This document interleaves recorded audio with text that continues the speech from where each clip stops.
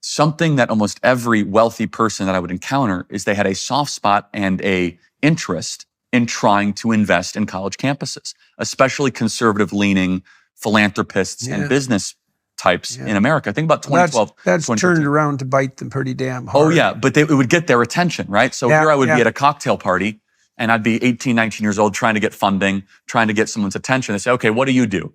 I said, well, I'm trying to bring conservatism to college campuses. Oh, really? And they would be sincere. They would lean in. Right. They'd say, well, what about my alma mater? Have you spoke there? And so I'd have a little connection. I'd say, well, maybe I could visit there if we have a little bit of money. And so it helped. So I had interest from the donor community. So you could see that there was an opening there, a door that was opening. And I had no idea how big that opening was.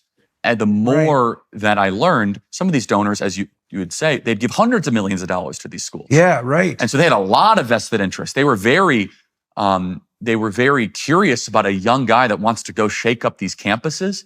Because remember, that's when woke was really starting to come up. Yeah. 13, 14, 15, we saw it bubble up. For sure. 15 was, I think, the Pearl Harbor moment. It was Michael Brown, Ferguson, Missouri, hands up, don't shoot. That's where woke started to present itself in. Oh, you'll have to tell me why you think that event was at least from the, because I think at the top of all woke elements, race was the primary, let's just say the primary fencing. Yeah, it's the division point. Correct. And so in 2015, when Ferguson, Missouri, the lie, the scam of hands up, don't shoot with Michael Brown, Black Lives Matter was born out of Ferguson, Missouri, actually on a college campus at University of Missouri in Columbia, Missouri. And that spread like wildfire through, of course, a lot of Democrat operatives and money being spent. Remember how long we spent on that news cycle of America's racist because of Michael Brown, and all the CNN commentators famously said, hands up and don't shoot.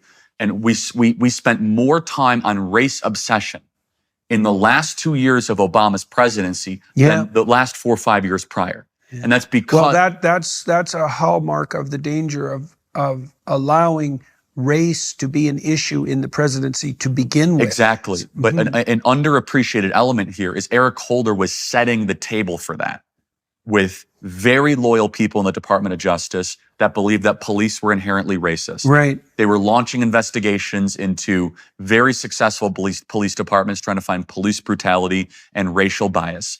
And so the table was set, and that was the mini George Floyd moment of the beginning of woke. Well, and you know, psychologists played a role in that in a major way too, because you had Banaji and her crowd with the, what do they call that? The implicit association test, completely forcing the idea of implicit bias, you know, and social psychology is a very corrupt discipline, and it has been maybe from its onset. And it's stacked from top to bottom with careerists. And it was social psychologists, for example, who denied that there was any such thing as left-wing authoritarianism until 2017. Right. That was something you didn't get to think if you were a social psychologist or even investigate. We cracked that. There was a couple of people working on it around 2016. The last bit of research I did was on left-wing authoritarianism, and then my lab blew up. You know, it just became impossible for me to continue. But so that dovetailed with this insistence that people were looking at the world through a lens that was irremediably biased in terms of their privilege and their racial and ethnic identity. And, you know, and it's tricky because people do have a tilt in the ethnocentric direction, right? Because, well, how about because you favor your family, right? You tend to favor the local. You also tend to favor the non-novel. And the familiar. Well, exactly. And now there are exceptions to that. Well, you see this in the Old Testament accounts because sometimes the foreigner is the best thing that ever happened. So that would be like Jethro in the story of Moses' father-in-law. Of course, and Midian. Yeah, exactly.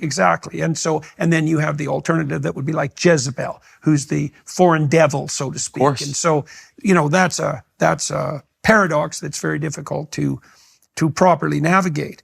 Okay, so yeah, it's 2015, 2016, things went like seriously sideways. Okay, and that's where, just to complete the point, my job on campuses became far more interesting because our organization shifted from primarily, you know, economic discussions of Marxism and capitalism to core cultural hotbed topics in 15, 16, 17, race, and then, of course, the next layer, gender, transgenderism. So the beast that Betty Friedan and Judith Butler raised, that monster, reared its head with incredible ferocity in 16 and 17 in the academy.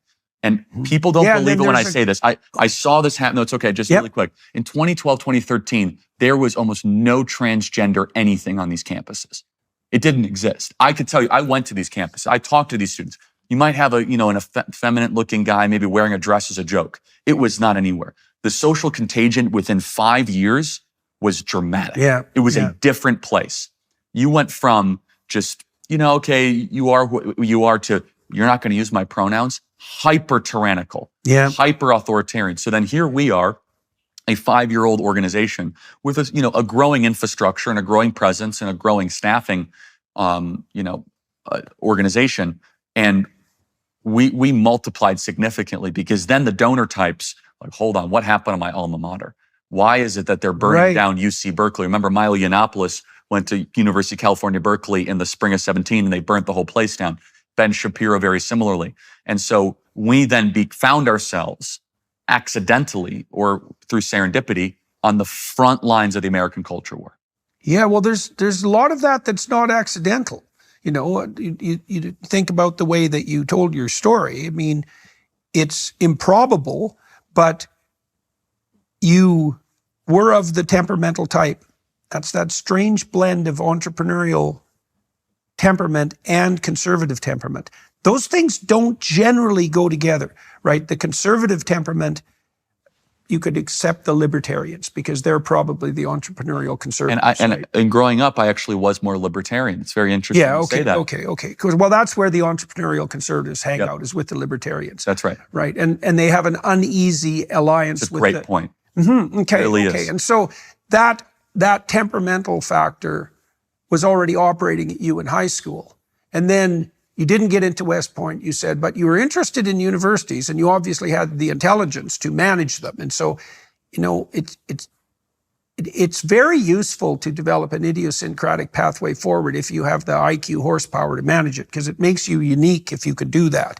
So, and so you had a mentor who told you that it's probably best for you not to go to college because you have an entrepreneurial bent. Now you're trying to build a political organization, but you're not exactly sure how. You're visiting the campuses and you have friends there, and you see that there's an opportunity to talk on campuses where you can also get an education in doing that, but also that there's donor interest. And that's very interesting too, because if you're a good entrepreneur, one of the things you do is you go talk to your marketplace always. That's the grassroots things, but also with regards to fundraisers. And you offer like 10 ideas, all of which you're interested in, and you see where the door opens. That's knocking. Exactly right. And so you saw that there were these people who wanted to support the education of young people, but who could see that their money was being counterproductively spent. To say the least. Yeah. Well, leave large piles of money laying around unguarded and see who comes in first to take it. Right. That's that parasitical type. That's right. They'll swarm in there like mad. That's happened in all the And they gravitate to the universities. Yeah, well, it's the same phenomena that we talked about earlier, that cluster B, narcissistic, dark tetrad, 4% of the population. They're looking around to see where, what would you say, inhabitable carcasses are lying around unintended. And they're disproportionately represented at the academy. Yeah. That 4% might be 40% of the administrators or the professor types. Because think about it. Increasingly that.